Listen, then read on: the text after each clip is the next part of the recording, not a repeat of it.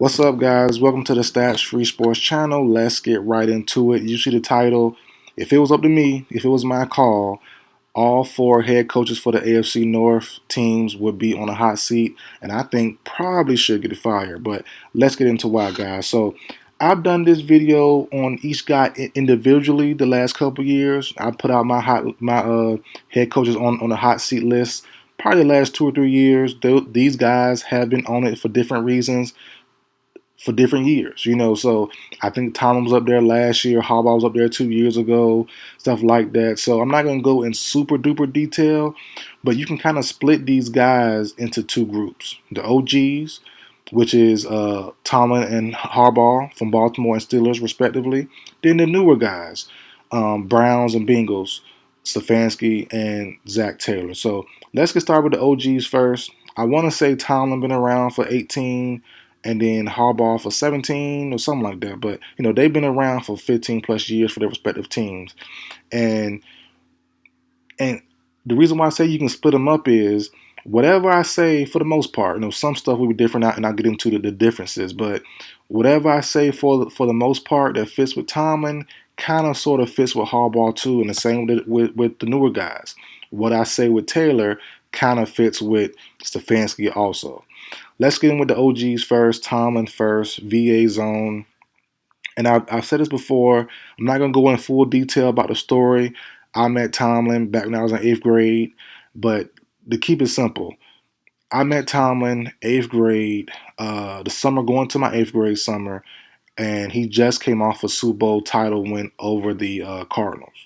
Awesome. That was the last time he got even close.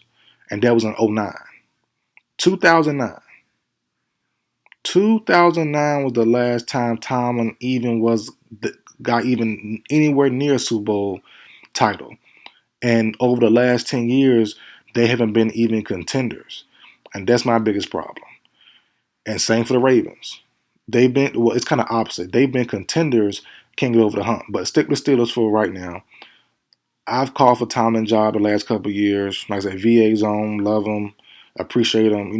He also, if you notice as well, I notice more because I'm from Virginia, but I see him keep a guy that has Virginia ties on the roster all the time. He just signed my former teammate Chuck Clark. He used to have my best player of all time, Michael Vick, my favorite player of all time.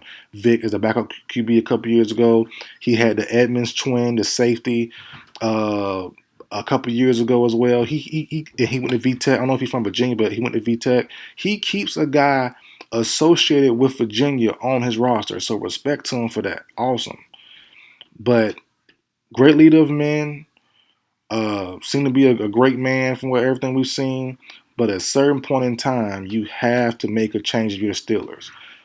That little fake highlight everyone keeps talking about, even him, I don't know if himself, but people keep bragging about, never have a losing record. That's cool.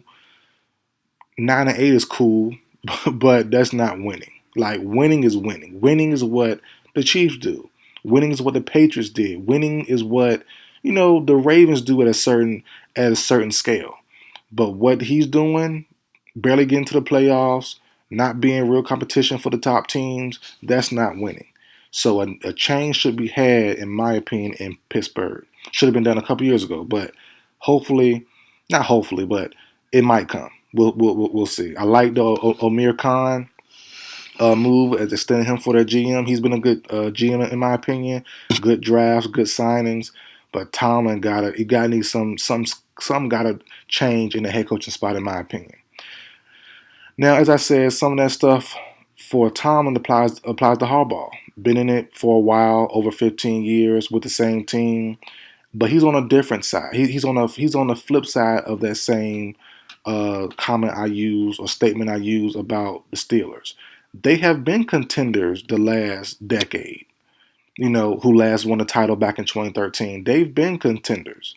They can't get over the hump, and that's their problem now. They had Lamar for the last 7-8 years now, and I will say Lamar, dealt with injuries, a couple of those playoff runs, so he never played a couple of those series, and they lost in the first round or second round, whatever. They had a rookie Lamar the first time. That don't count. That don't count, but he was a rookie, so Some of those years were kind of washes, Lamar injuries or a young Lamar. But come on now, you've changed offensive coordinators. You had Greg Roman in there that was a great system for Lamar early on. He was a scapegoat. You bring in Todd Monken from Georgia. He's okay.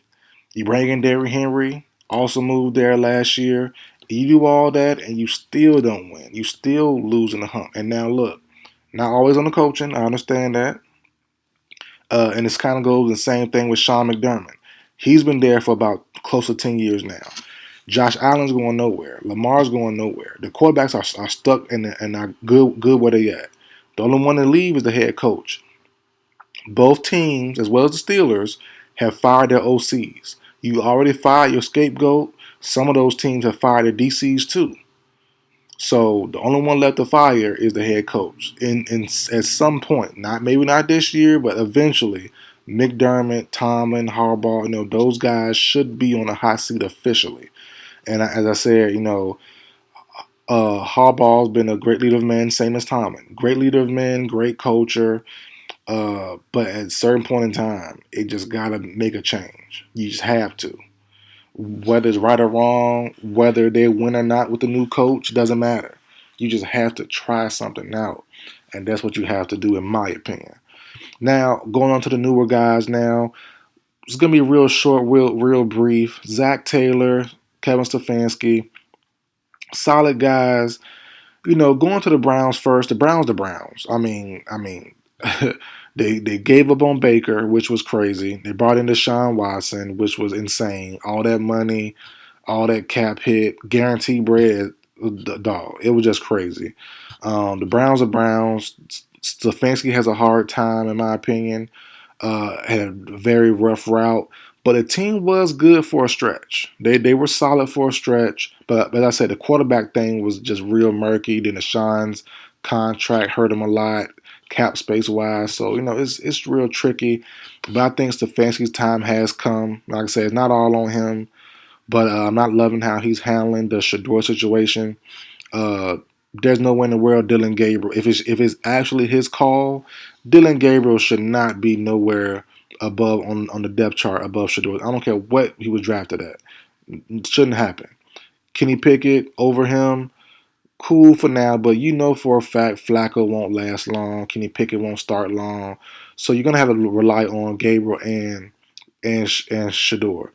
But like I said, I don't think Shador the answer either because I think they're going to tank and then they're going to get one of the top picks. Garrett Nussmeier, Drew Aller, so on and so forth. So, I just think it's just a rough spot for Kevin Stefanski. Maybe another try, a better franchise might work out.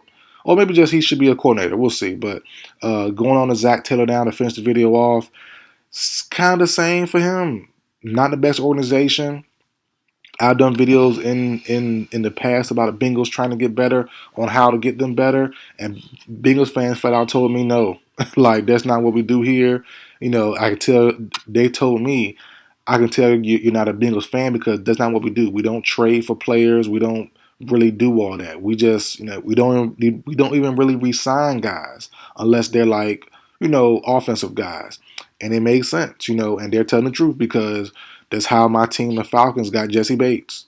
They wouldn't pay him for some weird reason. And he's still a top safety. Never really had a down year last 5-6 years. And my Falcons came up and got Jesse Bates. So, I'm happy with that. But, they won't pay Trey Hendrickson. They had a hard time with the Shamar Stewart thing. I thought they made a wrong move in bringing back T. Higgins, trade him for some assets a year and a half ago. They could have righted the ship and gotten better. But the same for Zac Taylor, though. The offense, and it's on him.